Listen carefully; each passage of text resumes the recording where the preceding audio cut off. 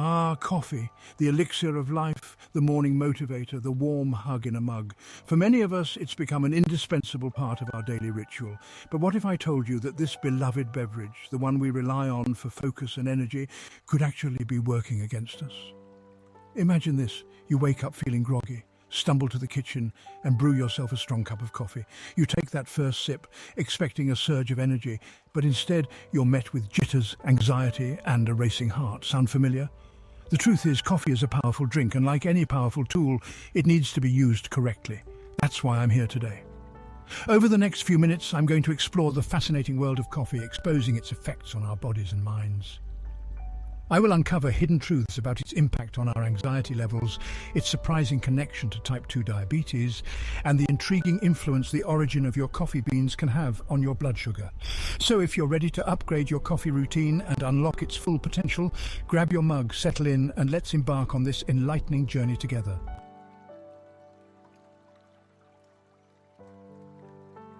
Let's face it, many of us reach for that cup of coffee first thing in the morning, hoping for a quick pick-me-up. But often, instead of a gentle awakening, we're hit with a surge of anxiety, our heart pounding like a drum solo. So what's the deal?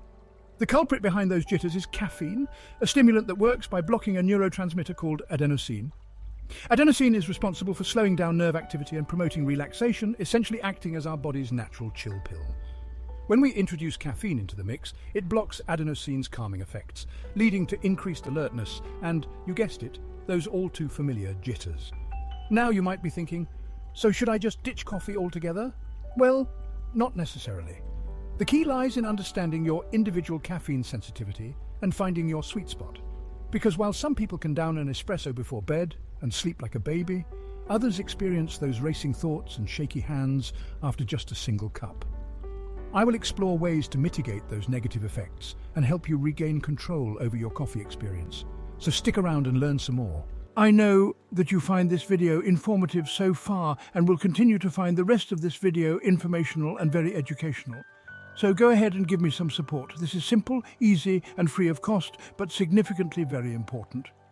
It will only take a few seconds of your time, and like I mentioned before, it will cost you nothing. But will help to grow my channel and also enable me to spread more valuable, needed information like this. Now, click on that thumbs up button. It's a simple act, but the impact can be massive. Imagine that simple click as a ripple in a pond, extending outwards to touch and influence others to become more conscious about becoming more informed about their health and well-being. It also helps to spread much-needed important information to a wider audience, which can potentially make a change in someone's life. So go ahead. Show your appreciation for these types of informative videos. Click that thumbs up button to potentially make a change. Now, to ensure that you don't miss out on any more valuable content, click the subscribe button and the notification bell that is beside it, then select all to gain access to all the other videos on my channel and to stay up to date with any new ones that gets posted. Most importantly, subscribing is absolutely free. My channel isn't just about sharing, it's about building a community of knowledge seekers who understand the importance of staying informed and updated when it comes to a healthy lifestyle.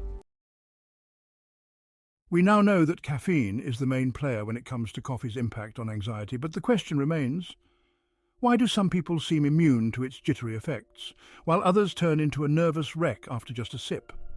The answer lies in our genes. You see, our bodies process caffeine at different rates, and this difference in metabolism is largely determined by our genetic makeup. Some individuals possess genes that allow them to break down caffeine quickly, meaning they experience a shorter, less intense caffeine high. Others, however, metabolize caffeine more slowly, leading to a prolonged effect that can linger for hours and increase the likelihood of experiencing anxiety and restlessness. But genetics isn't the only factor at play. Your caffeine tolerance can also be influenced by factors like your body weight, overall health, and even your stress levels. For example, if you're already feeling stressed or anxious, caffeine can exacerbate these feelings, leaving you feeling even more on edge. So how can you figure out your own personal caffeine threshold? It's all about paying attention to your body's signals and experimenting to find what works best for you.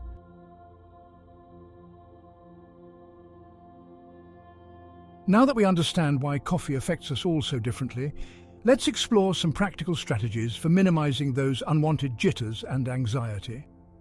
The first step is to try gradually reducing your caffeine intake. Instead of going cold turkey, which can lead to withdrawal symptoms like headaches and fatigue, try cutting back gradually. Perhaps start by replacing 1 cup of coffee with a lower caffeine alternative like black or green tea, or try opting for a smaller cup size, or brewing your coffee for a shorter time to reduce its caffeine content.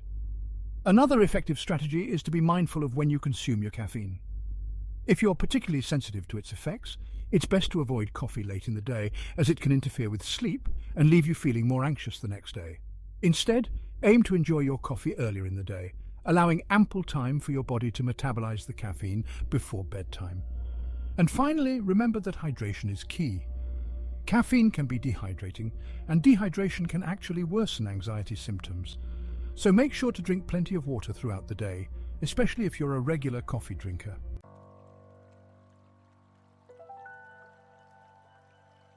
While caffeine often takes center stage in the coffee anxiety drama, it's not the only character in this play. Believe it or not, other components of coffee, like its acidity and even the way you brew it, can also contribute to feelings of anxiety. Let's start with acidity. Coffee is naturally acidic, and for some individuals this acidity can irritate the stomach, leading to indigestion and discomfort. And guess what? Discomfort in the gut can often manifest as anxiety and unease in the mind. So if you find yourself feeling anxious after your morning brew, try opting for a lower acid coffee like a dark roast, or consider adding a splash of milk, which can help neutralize some of the acidity. Next, let's talk brewing methods. The way you brew your coffee can also influence its impact on your anxiety levels. For example, brewing methods that use paper filters like drip coffee makers tend to produce a cleaner cup of coffee with fewer oils and compounds that can upset your stomach. In contrast, unfiltered brewing methods like French press or espresso can result in a more concentrated brew, potentially increasing the likelihood of experiencing digestive discomfort and, subsequently, anxiety. By being mindful of these often overlooked factors, you can further fine-tune your coffee routine to minimize those unwanted jitters and enjoy a calmer, more enjoyable coffee experience.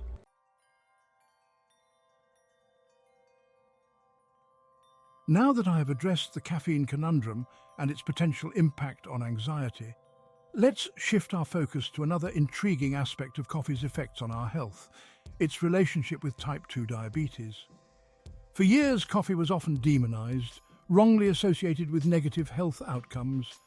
However, recent research has painted a very different picture, revealing a surprising and potentially beneficial connection between coffee consumption and a reduced risk of developing type 2 diabetes. In fact, numerous studies have shown that regular coffee drinkers may have a lower risk of developing this chronic condition compared to those who abstain from coffee or drink it infrequently. But how does this magical brew work its wonders?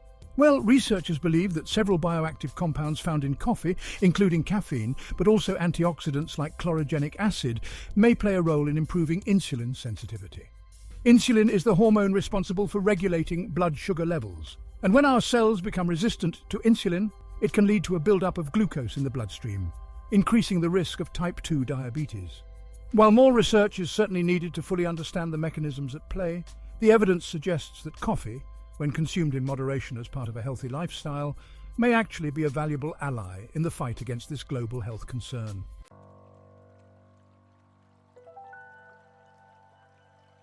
Let's dig a bit deeper into the science behind coffee's potential protective effects against type 2 diabetes.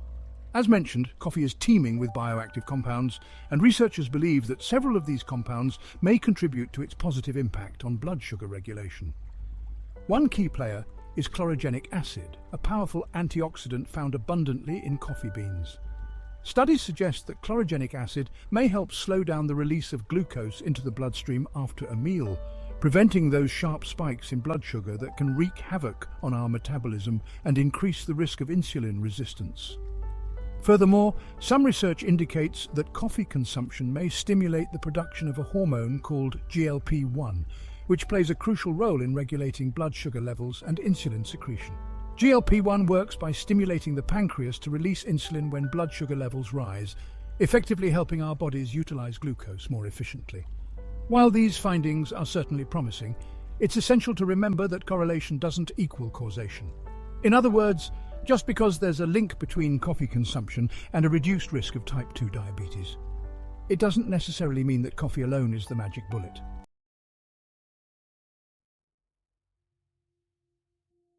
Now, before you rush out to stock up on industrial-sized bags of coffee beans, it's crucial to approach this information with a balanced perspective. While coffee may offer potential benefits for type 2 diabetes prevention, it's essential to remember that context is key. Firstly, it's crucial to emphasize that I'm talking about plain, unsweetened coffee here. Loading your cup with sugar, syrups, and artificial sweeteners will undoubtedly negate any potential benefits, and in fact, contribute to weight gain and increased blood sugar levels. Remember, it's the natural compounds in coffee that are thought to be beneficial, not the sugary additions. Secondly, moderation is paramount. While a few cups of coffee per day may be linked to health benefits, excessive coffee consumption can lead to anxiety, insomnia, and other unwanted side effects. It's all about finding that sweet spot that works for your individual needs and sensitivities. And finally, it's crucial to remember that coffee is just one piece of the puzzle when it comes to preventing type 2 diabetes. A healthy lifestyle, including a balanced diet, regular exercise, and stress management, remains paramount.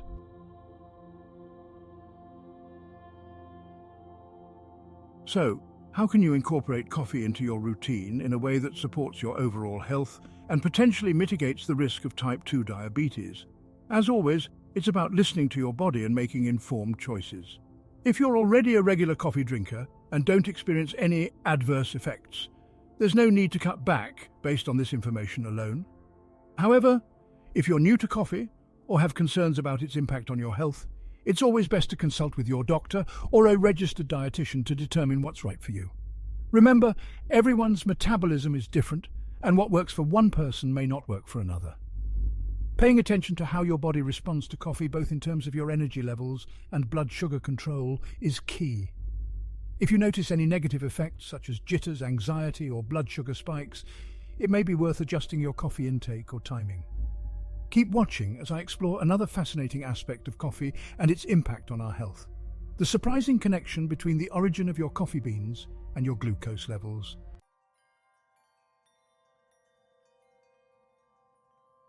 Well, coffee lovers, I have talked about the potential downsides of coffee, particularly those jitters, and the surprising link between coffee and a lower risk of type 2 diabetes. But what about the coffee itself? Could the type of coffee you drink actually impact your health? Well, get this. Emerging research suggests that the origin of your coffee beans could play a role in how your body processes glucose, which is essentially sugar in your bloodstream. We know that large spikes in blood glucose aren't ideal, contributing to energy crashes and increasing the risk of insulin resistance. Now, I'm always on the lookout for ways to help you make healthier choices, and this is where things get interesting. A study published in the journal Food and Function found that different coffee origins can have varying effects on your glucose response after a meal. Let's look at those fascinating findings and explore how something as simple as choosing a different coffee origin could contribute to better blood sugar control.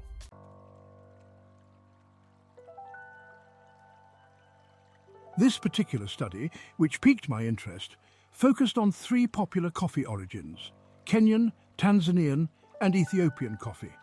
Now, all coffee contains caffeine, which can have an impact on glucose metabolism, but the researchers wanted to see if the different growing conditions, processing methods, or bean varieties might lead to different responses. And guess what? They found that drinking Kenyan coffee with a meal led to significantly smaller blood glucose spikes compared to consuming either Tanzanian or Ethiopian coffee alongside the same meal. This was a fascinating discovery, suggesting that there might be more to coffee than just its caffeine content. The researchers believe that certain bioactive compounds present in Kenyan coffee beans might be responsible for this positive effect on glucose control. Now, more research is needed to pinpoint exactly which compounds are at play and how they exert their effects. But this study certainly opens up exciting possibilities for using coffee strategically to manage blood sugar levels.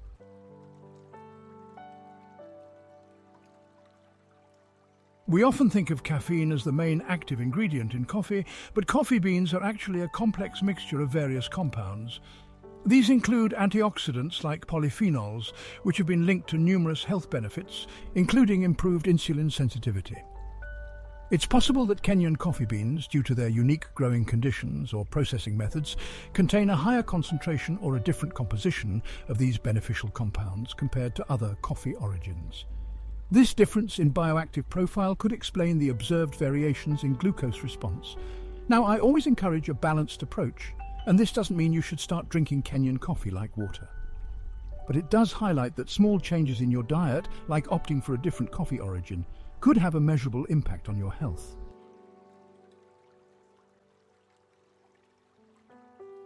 So what does this mean for you and your daily cup of joe?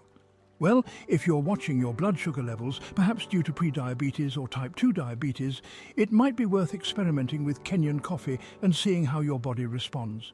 However, remember that everyone's metabolism is different, and what works for one person may not work for another. It's always a good idea to monitor your blood glucose levels, especially after meals, and see how different foods and drinks, including coffee, affect you personally. And of course, this research shouldn't be taken as a free pass to indulge in sugary treats alongside your Kenyan coffee. A healthy diet, regular exercise, and stress management remain crucial for maintaining healthy blood sugar control and overall well-being.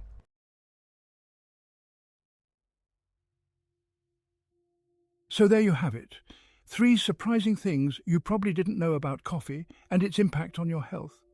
Remember, while coffee can be a delicious and potentially beneficial part of your diet, moderation and listening to your body are key. Let me know in the comment section if you found these tips helpful. The information provided in this video is intended for educational and informational purposes only. It is not intended as a substitute for professional medical advice, diagnosis, or treatment. Always consult with a healthcare professional or a registered dietitian before starting any new diet or making significant changes to your eating habits, especially if you have underlying health conditions. Your health is your most significant asset, and it's crucial to make informed decisions under the guidance of professionals. Remember, there isn't a one-size-fits-all solution to health, and what works for one person may not work for another. Work with your healthcare provider to make the best decisions for your health. Therefore, use this information as a starting point. Thanks for tuning in. Remember, take action today for a healthier tomorrow.